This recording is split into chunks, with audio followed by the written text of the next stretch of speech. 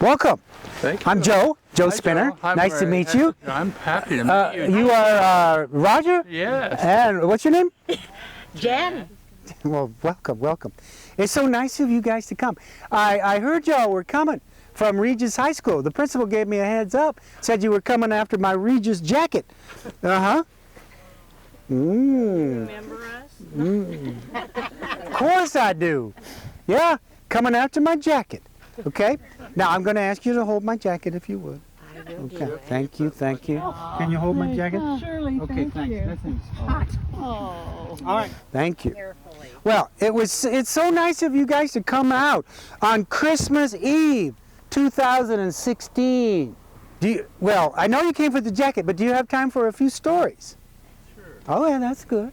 Well, where do I start? I was named after my grandfather, Joseph Spenner, and he came here from Germany. He was trying to avoid the Bismarck War in 1881.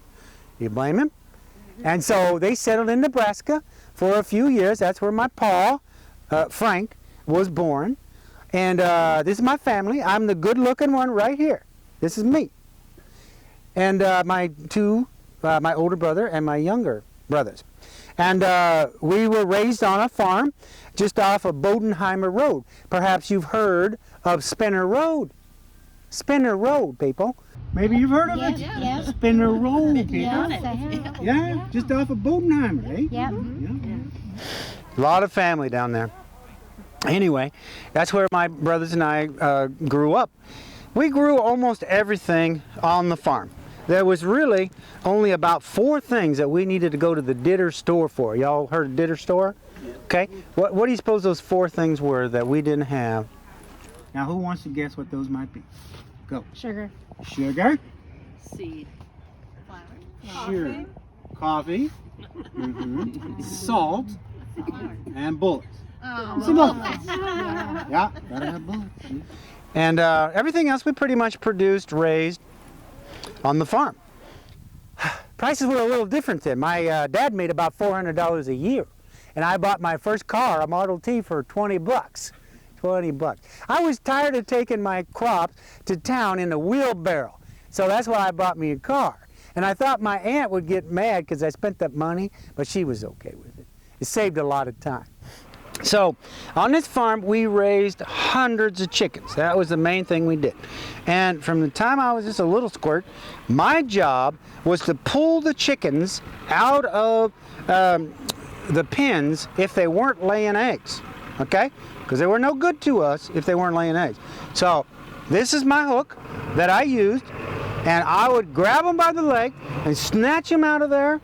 And this is what I used on the chicken farm to snatch the chickens by the leg. It's like if you're not laying eggs, sweetie, and I give you a warning, as you know, pump those eggs, or otherwise I'm gonna hook you and Mama's gonna cook you. Speaking of chickens, have you heard of the chicken dinner that they have down at the church? Yeah. Every year? Well, one of my earliest memories was when I had to keep the fire going for the stoves, because we had to have hot, scalding water so that when we dunked those chickens in the water for the chicken feed, that we could pull their feathers nice and easy. So I cut a lot of wood, especially at home too, building a fire. Yeah. Now I'd like to, so it's kind of funny. Speaking of going to church, notice how all dressed up we are here, right? So every Saturday night we'd take a bath. That was a big deal, taking a bath. Once a week we got one, whether we needed it or not, so that we'd get nice and squeaky clean. So then we'd go on Sunday and cleanse our soul. So it worked out real nice. So we lived in this house that didn't have running water until about 1947. We had a pump in the kitchen so we could pump water. We didn't have a running toilet, so my dad built an outhouse, put it about 10 feet away from the house. Yeah, that was real fun in the winter, a little smelly in the summer. A one-holer, just in case you're wondering. You know, I couldn't wait. It was so nice when we got indoor plumbing. We didn't have a refrigerator until I was in my 30s. Now, you old people, do you know what we used before refrigeration? An icebox. Yep, lots of. There's some old folks here. That's good. Okay, you're still alive. That's awesome. Hey. Sorry. But we did have a telephone. Isn't that odd? When Grandpa built our house, he put in a telephone wire. So we had a phone. I walked 2 miles to school, and in the wintertime, I got sort of like frostbite, but it wasn't frostbite. It was called chilblains. Have you ever heard of it? It's where when you're exposed to the cold too long, the cold air, that your blood vessels in your legs get inflamed and they itch and scratch. And so the only relief I could get when I was at school would be scratching my legs up against my desk. That wasn't a lot of fun. I didn't really care for winter. I much enjoyed summer though. Now the only problem with summer is sometimes our well went dry. Pumping, ain't no water coming out. So it wasn't unusual. We'd have to load up our laundry in our car and take it down to Mill Creek, which was pretty close to our house. And Mom and Dad would be scrubbing the laundry, and we'd be playing in the creek. Good times when I was a kid. My dad, he liked to make wine. He grew his own grapes. And, well, we had a mouse problem. And so we got a cat.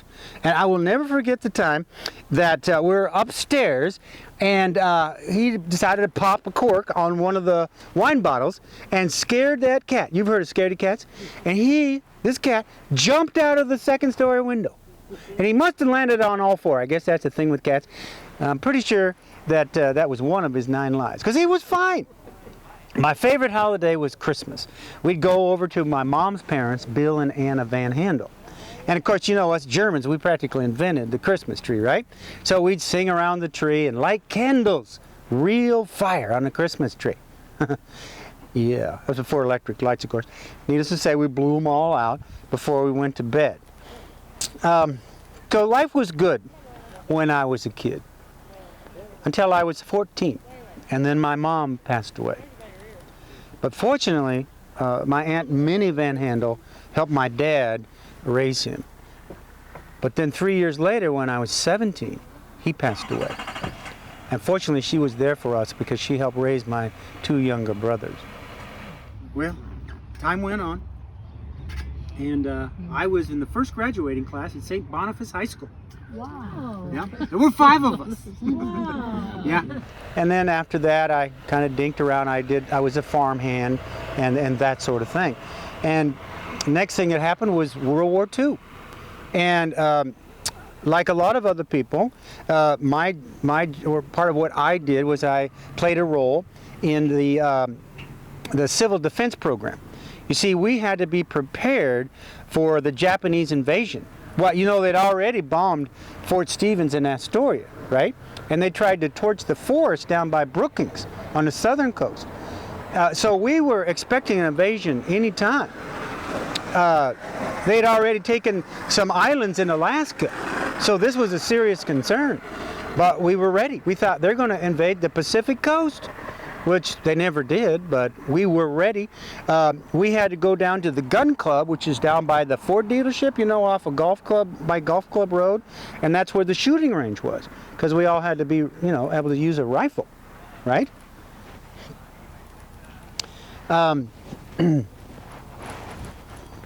So a short time after that, I was hired on as a bus driver at St. Boniface High School in Sublimity, and I worked there also as a custodian.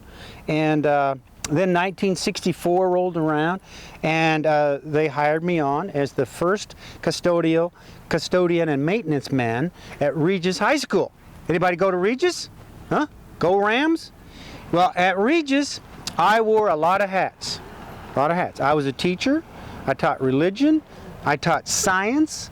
And we did all kinds of things. Things that had to do with telescopes and rockets. We made electric cars, parabolic reflectors, a hovercraft, people, model airplanes, airboats, even electrostatic generators. Yeah, I love that. Those kids at Regis. It was a lot of fun. I even bought the school's first computer. I bought it from Radio Shack. Imagine that. I was kind of a tinkerer. They'd throw things out and I'd gather them up. Anything I could use to keep the school running. That was my job. They're still finding popsicle sticks and baling wire that I tied the place together with. And I attended so many different sporting events. I hardly ever missed a track meet or a basketball game. But my favorite thing to do was football homecoming.